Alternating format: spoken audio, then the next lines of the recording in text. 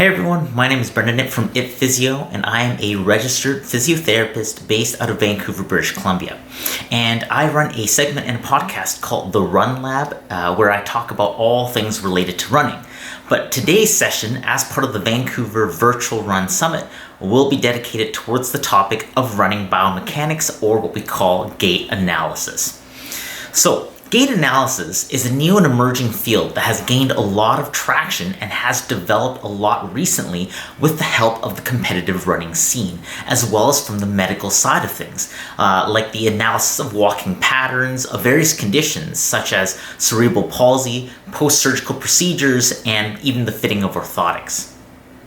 So, as we learn more and more about the science of running mechanics, we are finding that there are quick and effective applications for the results of analyzing running patterns in anyone from the elite runner to the everyday jogger who's looking to get back into shape. Now, what exactly is gait analysis, and how can we as runners benefit from it? So, in a nutshell, gait analysis is the process by which we systematically break down the running pattern to figure out areas of imbalance and potential increased risk of injury. Now, remember that gait analysis isn't simply a way to figure out if you're running the wrong way. It's more complicated than that because an imbalance doesn't necessarily mean injury. Some of you might actually be sitting there thinking, well, I'm injury-free and I don't really think I need to fix my running pattern. And you're not exactly wrong in thinking that. There are individual differences in the way we move, in the way we walk, and in the way we run. And those differences are not always indications that there's something going wrong. But there are typical patterns that we find are commonly associated with potential risk of injury. So the fact that you're able to currently run means that your body is handling the stress of training and running adequately, at least for right now. But the problem is that for most of us, we're building up to something. So whether it's getting back in shape and running more often, or maybe it's training for your first marathon, maybe it's to beat a personal record. No matter what it is, by doing these things, we're adding mileage and we're adding workload onto what we're doing each week. And as this workload gets bigger and bigger and bigger, our bodies tend to be less able to keep up with it if there are more of these imbalances around. So our goal for today is to not only define and go through the outline of what a gait analysis entails, but to also walk you through some very common areas where we find imbalances. And please, as a reminder, if you're tuning in for the first time, the information presented today is based off of research, clinical experience, and my own thoughts and preferences, and is not intended as a substitute for medical advice for a specific case. So if you're specifically suffering from an injury or condition, please seek help from a registered physiotherapist or other qualified health practitioner so that you may be adequately assessed and diagnosed. Alright, so for us to break down the mechanics of running, we have to first understand what is happening when we run. Now, when we run, our joints and muscles have to work together in a coordinated way to efficiently move our bodies through space while absorbing a high amount of impact and recycling that for use during subsequent steps. So it then makes sense that there are different phases in our running, each with their own purpose. And the easiest way to describe these without going into detail would be to divide them into two categories. So we have stance phase and we have swing phase. Okay, now we can break these down even further, but we're just going to keep it simple today. And so the way we're going to define the running cycle is that the stance phase of running is meant to support us and to absorb weight and the impact of our steps. And whereas the swing phase is going to be the phase that propels us forward, where the store of elastic energy in our muscles is transferred into kinetic energy in order to create momentum and speed and running. And we need to efficiently do both of these in order to run fast, as well as not get injured. So how do we look at these phases and how do we complete a gait analysis? So first off, when we look at running pattern, we'll look at it from 4 angles. So we get video footage capture of you running from the back, from the front, and from both sides. And what I look for in these videos is what I call high-risk areas. And this includes stuff like your general posture. And this encompasses kind of like my general views of what someone's running is like, how much lean there is, whether there's asymmetry, whether you twist a little bit too much in the torso. It's kind of like a snapshot as to what my gut feeling is telling me about what this running pattern looks like. Is this a good running pattern or is this a bad running pattern? Next, we move on to range of motion. So without doing a physical exam, just watching you run, I'm going to assess the joint to see whether it's making the adequate movements and achieving the adequate range of motion. Or maybe even in some people, hyperextending and achieving too much range of motion, which can be an altogether different problem. Thirdly, we follow that up by looking at the contact point, which is basically when the foot strikes the ground, because there's a lot of variation and variability with how your foot does that. And that's going to be a key point to what we find later on. Next, then, is going to be the middle of stance. And this is just a really, really important part of your running cycle, because this is where most of your weight is directly on top of your stance leg.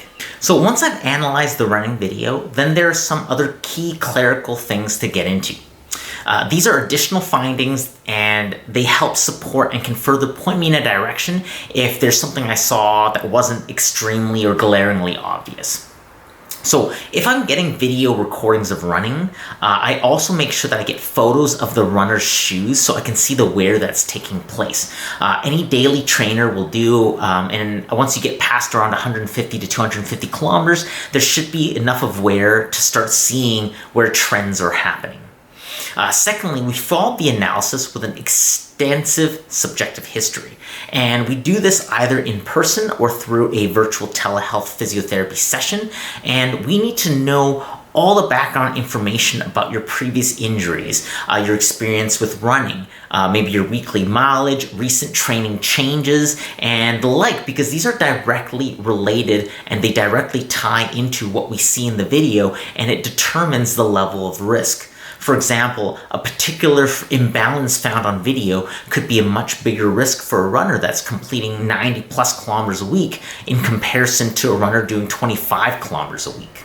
If possible, we do a physical assessment of the lower extremity. So we take a look at the hips, the knees, the ankles, checking range of motion by measuring, looking at the feet for pronation or supination. So that is the amount that your foot kind of turns in or out, as well as skin changes, toenails, etc. Again, to corroborate the things that we find in the video analysis. And the list goes on. There's so much stuff to look at. This is just a snapshot as to some of the general things I look at first.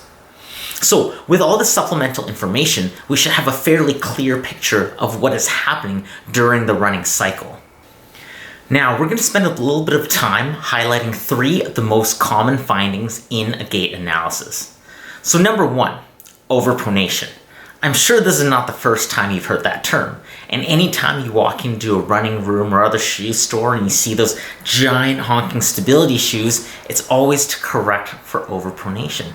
Now, a word to the wise, overpronation is not always something that needs to be fixed, and that's a bit of the point of the gait analysis, is to figure out, hey, when we put all these pieces together, right, with the video analysis, the subjective history, the wear on your shoes, is the overpronation something you need to fix? But usually that can indicate something else. Most people will lean towards fixing the overpronation by adding orthotics or something like that and just looking at the shoe, but there can be changes up along the chain, up in the hip, up in the knee, that can affect that drastically. So that's one area that we commonly find that there's something causing overpronation, not necessarily a problem in the foot though. Number 2, improper foot strike. Now, it stands to reason that if you strike the ground the wrong way, you're going to severely affect your ability to absorb weight safely. And across tens of thousands of steps during a run, that could be disastrous. So there's a lot of variation here. And again, I mean, lots of people will heel strike, lots of people will forefoot strike. Neither is to say that one is wrong or one is better than the other. I would say that in general, around 80% of the population will heel strike, as opposed to that proportion shifting more towards a forefoot strike in competitive runners. Whether that's more to do with speed that competitive runners are running at, or whether it's to do with common injuries that competitive runners are dealing with, that we'll have to figure out on an individual basis. Number 3, an unstable knee. So this one can be a little bit vague, but this one typically shows up on video as a slight wobble in the knee, or it can actually manifest as a twisting of the heel. So looking from the back, you might actually see a whipping motion of the heel in or out. But either way, this means that there's a stability issue with the knee, and as knees tend to be the most common area of injury for most runners, that's going to be one major area that you don't want to risk having a nagging injury or nagging pain sort of build up.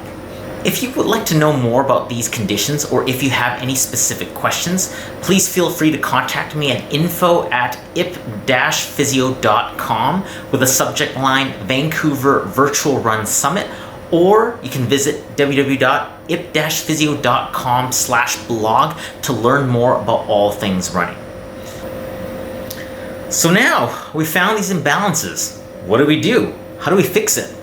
So the neat thing is that once we find these anomalies, we can then reverse engineer a fix or solution by figuring out what structures cause those anomalies, and therefore figuring out what structures are most vulnerable. During a physiotherapy follow-up session, either in person or over virtual telehealth, we will then drop a game plan and timeline of what we're going to focus on and what to expect. The treatment can include, but will not be limited to, solely corrective exercise or strengthening, conditioning of a target structure or muscle, changing your running technique, mobility drills, movement pattern retraining, activation drills, soft tissue release, or manual therapy. Now, that is to say that most of these changes will also be accompanied by a change in your running training program. So make sure that you have some guidance there, whether it's with a running coach or physiotherapist, about what your running volume and what kinds of runs you should be going on each week. Because if you are continuing to worsen the issue, then all the corrective exercise in the world is not going to be very quick at dealing with that problem. Now, with a clear treatment plan in place, expectations are that you spend approximately a month focusing on the issues at hand independently at home, which may take a different amount of time depending on whether it's a strengthening issue or a technique correction that needs to be made. After about a month, recommendations are that you then complete a follow-up appointment to compare the changes in running pattern pre and post treatment. It's worthwhile to note that no major changes should be made prior to a race. So the best time to do a gait analysis would be to do so 8 weeks out from a race or immediately afterwards. This gives your body some time to adjust, time to correct, and time to condition itself to handle a new way of movement. So with that in mind, go out and train hard, but train smarter. My name is Brendon Ip from Ip Physio, a registered physiotherapist based out of Vancouver, British Columbia. Any questions, booking requests can be made on my website at www.ip-physio.com, or you can email me directly at info@ip-physio.com. Follow me on Instagram at ip_physio or at runlabyvr, and subscribe to the Run Lab podcast at the link below.